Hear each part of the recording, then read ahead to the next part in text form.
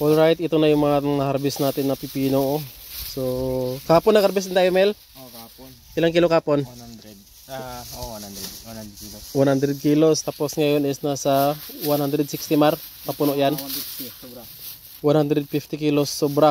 Ayan, 20-20 lang per kilo mga idol. So ito na yung ating mga na-harvest. About to deliver na today.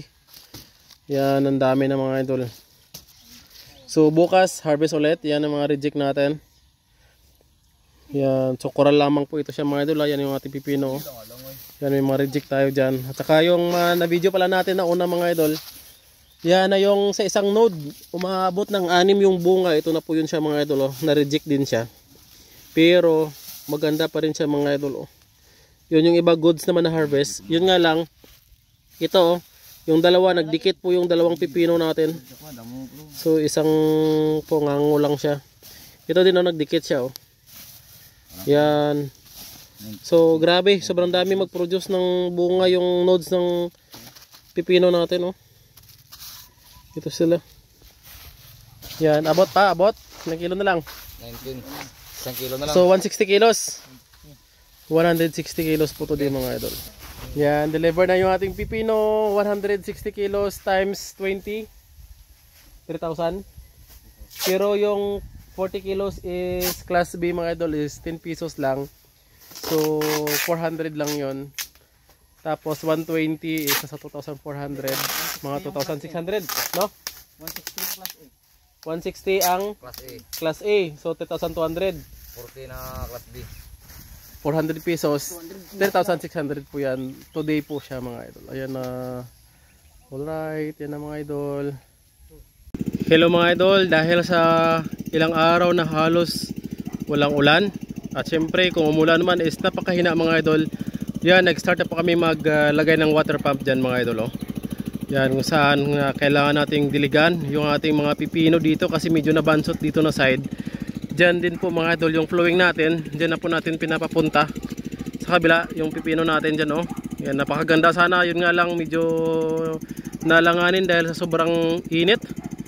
Yun nga lang. Yan, nagpalagay tayo dyan ng daanan ng tubig para supply sa ating mga pipino. So nasa mahigit 30,000 na yung ating income dito sa pipino natin mga idol. So ano pa lang po ito siya mga idol ha. Coral pa lang ng ating watermelon. Pero kumikita na tayo ng mahigit 30,000.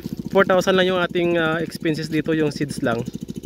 Kasi yung mga fertilizer niyan at saka yung spray is yung sobra lang ng ating watermelon. Yan, so napakainit po talaga ngayon mga idol. So sobrang tingkad ng araw. So tanghaling tapat. Yan, kasama natin yan si Boss Jory. Diyan sa likod pupunong ng kanal para mabasa yung mga punuan ng ating pakwan. The same time yung ating mga pipino din po mga idol. So later on inuna lang muna namin itong mga pipino dahil immediate na talaga kailangan ng tubig.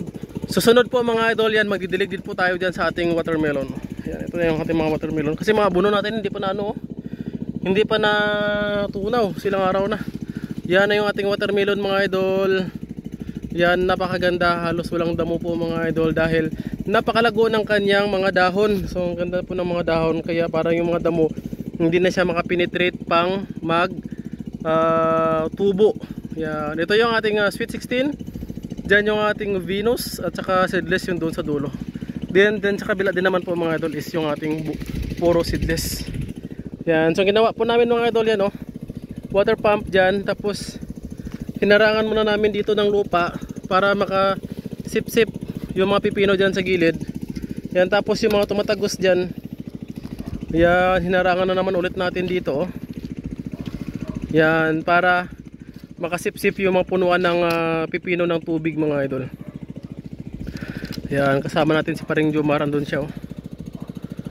Yan, nagwa-water pump po mga idol. So kailangan talaga ng water pump. So napakahirap po pag medyo tag-init. At the same time, yung mga crops nyo po is gustong-gusto ng tubig like itong mga pipino natin at saka yung ating mga watermelon dyan. Yan, gustong-gusto talaga nila ng tubig. So yan oh. Siyempre nag-provide na tayo ng tubig nila. So bawat canter nito, canter bang tawag yan? Yung parang ganyan, oh, parang kahon, pilapil. Yan, naglalagay po tayo ng harang para pasukan ng tubig yung punuan ng ating mga pipino mga idol. Ayan o. Bunga ng pipino natin o. Ayan. So ngayon lang kami naka-jackpot na magandang presyo. 20 pesos per kilo ang presyo ng pipino namin. Yan, at saka nakapang siyam na harvest na kami. So blessed po tayo dahil maganda yung pipino natin. Nakaabot tayo ng siyam na harvest and more pa siguro. Dahil ang dami pa namang mga bulaklak yung ating pipino. Yan, so may mga deform, nilalaglag din natin yung mga deform para hindi na po siya magsakpa ng mga nutrients. Yan, at the same time, mamayang hapon siguro magdidilig po tayo dito sa ating watermelon din mga idol. Magwawashing po tayo ng tubig dahil dry yung mga punuan, lalo na may plastic mulching. Ayan, dyan tayo. At si Boss Jory. Boss, okay lang yan boss? Okay ka lang? Yan sa mga idol. So kailangan talaga natin ng tubig. Yan, maganda pa naman yung pipino natin. So kung 7 pesos yung kilo ng pipino or 8 pesos like yung before, yan, di na natin ito siguro patpatubigan. Pero kasi 20 pesos, yan, panalo pa na presyo yan siya mga idol. Kaya kailangan nating patubigan. Yan o. So sa mga nag-message po sa atin at saka medyo matagal na ma-replyan, at the same time yung mga comment section na may mga katanungan po mga idol. So medyo pasensya lang muna mga idol na hindi ko lahat ma-replyan mga idol dahil yun nga, maliban sa duty po tayo sa hospital, dito rin tayo kung araw. So wala pa po tayong tulog, night shift duty po tayo. Kung araw is nasa farm po tayo. So kukulangin po talaga tayo ng oras. So maybe soon maubos ko po kayong ma-replyan po mga idol. Yan, so mga abono natin na hindi natunaw yan, didiligan na lang din natin kasi sayang. Yan, para matunaw na lang din siya mga idol. So ilang linggo na yan na abono Dan? May isang linggo na Dan? 2 weeks na. Yung ating sulfate dyan hindi na lumipad na boss. Nag-evaporate na yun. Nag-evaporate na yung sulfate natin. Na evaporate ba tawag dyan? Na ano na siya, volatile na, sumama na sa hangin dahil nitrogen. Yan, volatile talaga. ang magiging pakinabang na lang dyan yung mga putas na abono dahil hindi naman yun siya volatile, di ba? Yun, please mag-harvest din tayo mamaya diba? Ngayon na? Ngayon na, harvest na po tayo mga idol din. Yan, at makakabuhilo na ito, makakabuhilo na naman, pasip-sip na ng abono. yan ito yung mga harvest natin Yan, makasip-sip ng abono, makasip-sip din ng tubig. Yan. Yun na. Yun na, meaning nag-diffuse na yung tubig doon pag ganyan, pag basa na doon, boss, no? Oo, buksan na natin dito, doon naman sa kabila. Pwede na nang buksan. Baka langanin pa, boss? Oo, okay na yan. Okay na? Yan, bubuksan na po natin mga idol para doon na naman po ang mabasa sa ubos banda. Yung tubig, ano naman, steady na yan dyan. Steady na yan dyan. Magano pa rin yan doon. Okay. So bubuksan po mga idol dahil yung tubig idadaan naman po. So still magdi-diffuse pa rin po naman dyan sa mga punuan ng ating mga pipino. Ayan. Tingnan ang pipino natin, Maro. Ayan, ganyan kaganda. Alright. Yan sa mga idol. So binabasa lang po namin yung mga abono po dito mga idol. Like yung putas at saka yung sulfate dyan na inabuno natin dahil hindi talaga natunaw. May isang linggo na po mga idol. Yan, dry na dry. Umuulan din naman nung nakarang araw. Yun nga lang mga idol is hindi siya ganun ka-enough para mabasa yung punuan. So maliban sa pipino kasi, kaya po tayo naglagay ng water pump dyan. Dahil ano talaga mga idol, kailangan talaga ng watermelon natin yung tubig. Ako sa kusog na yan, Dar. Maro. Yung pipino natin. 20 pesos per kilo. Ganyan o, 1 kilo na yan mga idol. 20 pesos na yan. May isang kilo na yan. So ganun talaga kabilis ang pera mga idol pag mahal ang pipino, like ngayon mahal, no? So nasa 60 pesos ang kilo sa palengke, 20 pesos ang kuha dito sa amin. It's a good price na po mga idol sa mga nasanay sa mga murang presyo kagaya namin. Yung kapital po namin mga idol is nasa 4,200 lang plus seeds yun, seeds plus ang mga trellis natin, kawayan at saka tawag yan, yung astor bag, 2,200, so 6,400 lang yung ating pinakakapital. Nakuha na po natin mga idol kasi yung first 7 harvest natin is naka-income po tayo, gross income ng 27,000, so minus 6,400, mahigit 20,000 na yung pinaka net income natin. Pero may dalawa pong harvest tayo ngayon na mahigit, magkano Jor? 8,000, ginansya na po another yon, so mga 28,000 na yung pinaka net income po namin. maliban sa ngayon mga idol na harvest na naman ulit mga idol. So we highly appreciate sa ganitong diskarte namin mga idol dahil coral lang po ito siya ng pipino namin, ng watermelon. So hindi pa po kami nakapag-harvest ng watermelon namin, is siyempre extra income na yan siya talaga mga idol. Kuha na natin yung renta ng lupa natin dito sa pipino pa lang. Bawi na yung renta ng lupa. Bawi na. Yan, so ganyan po mga idol So bawi na namin kasi yung renta namin po dito sa 2 hektarya is 20,000. Pinarotor po kasi ito ng may-ari sa 25,000 yung ating renta plus rotor dito. Kaya almost bawi na natin. Pero yung nasa 27,000 kasi tinanggal po natin yung 6,400 na capital. Then pinaghahatian na po yun siya ng mga planters natin mga idol. Yan, so dito, so tanghaling tapat, yan, dito. Nagwa water pump po tayo para sa ating pipino. Yan siya mga idol.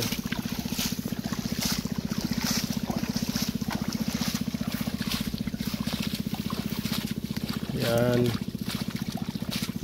Water pump plus dilig. Plus harvest na rin siya mga idol. Yan, sige Dan, bomba Dan. Alright.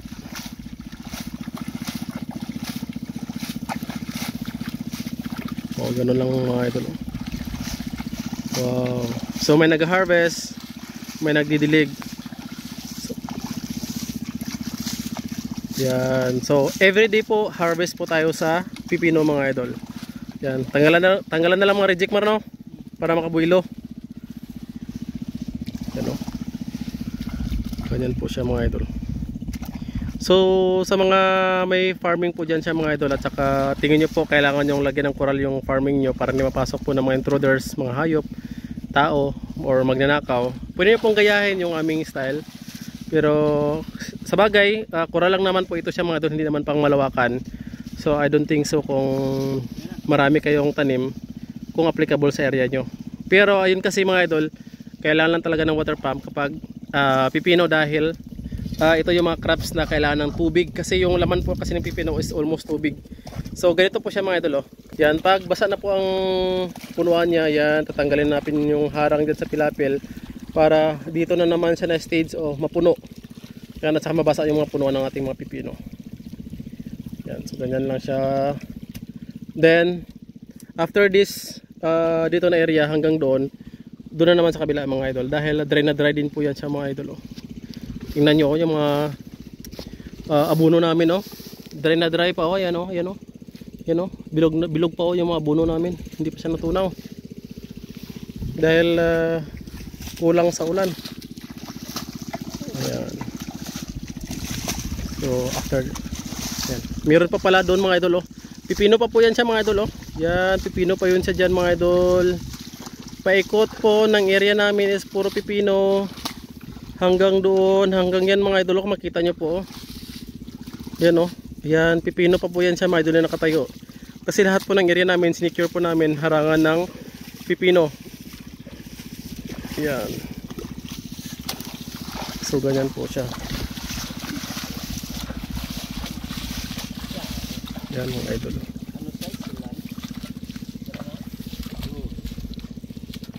Yan. So ganoon lang siya kabilis.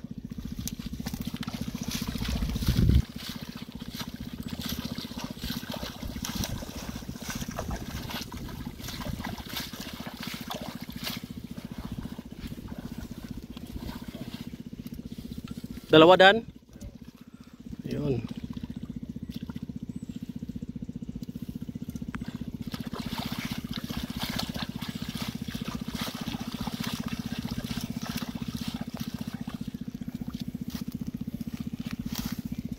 Yan. Yung iba kasi yun, hindi makita sa pinakailalim Dan Yun yung mga nag-oversize. Pag hindi makita mo. Diyan sa pinakailalim mag-oversize siya pag hindi makita. Yan yung mga buno namin na nagpuputi-puti na yung mga buno namin Kuha. Wala. Tumakbo. Sa kadamuhan. Sayang. Ayan, may wild na doon, lizard. Ano Tagalog ng Mar? Bayawak. Bayawak. Ayan, may bayawak doon mga idol. Hindi nakuha. Kung nakuha, pakawalan din namin. Alagaan. Alagaan namin ba? Yan. Yan. Paramihin, baka mag-anak. Ayan. So ganun lang siya kabilis kasi maganda yung ating water pump niyan, medyo mabilis-bilis. So wala pong problema na kahit after niyan, ito wala pa siyang tubig diyan sa baba. After mapuno niyan, iano na natin. Buhangan, tawag sa Ilonggo buhangan. Ano bang Tagalog ng buhangan, Mar? Tanggalin yung pilapil na yun mga idol dahil dumadaan naman yung tubig dyan sa gilid niya. So makaka-absorb pa rin po siya mga idol in the long run. Yan. So ito yung easiest way sa pagdilig ng pipino. Yan, bilis lang. Ito na agad ang abono mil no. Sayang mil no, nung nakaraan pa sana mil no. Oo, mang waing yo. Yan. Nakaraan pa sana. Maganda pa sana. Yan. Dala harvest na rin mga idol. Alright. Next is, yan, ito na yung mga seedless natin na pahabol. Huling naitanim yung mga seedless natin dito. Ito yung Sweet Venus natin mga idol. Alright, next natin is dito. Yan. Mga buno natin mga idol. Dry na dry. So dito ang next nating padaanan ng tubig. So wala pa. So nagpunong na tayo dyan mga idol. Pwede din dyan padaanan natin ng tubig. Sa kabila. Yeah, yung watermelon natin. Sana palarin tayo sa presyo. So 20 pesos po ang kilo ng watermelon ngayon, seedless. Sana pag-harvest natin is medyo mahal-mahal. Mabutan natin yung magandang presyo na mahal. So yun lamang mga idol. So we will update soon. Pang siyam na na-harvest namin ngayon is pang 10 na na-harvest dito sa pipino namin na coral. So even coral is kumikita po tayo ng extra income dito. Yan, happy farming mga idol. Bye bye.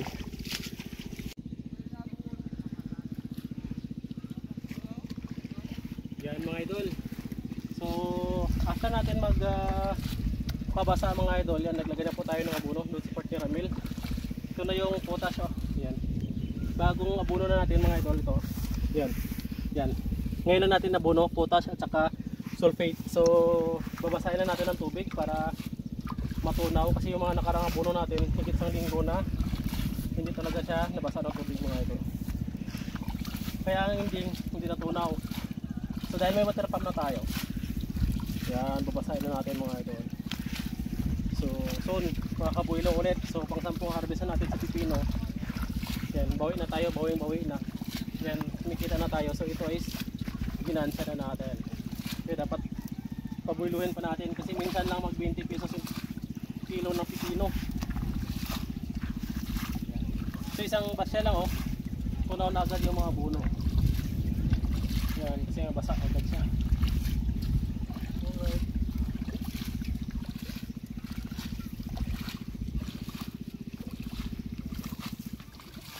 Alright. Thank you.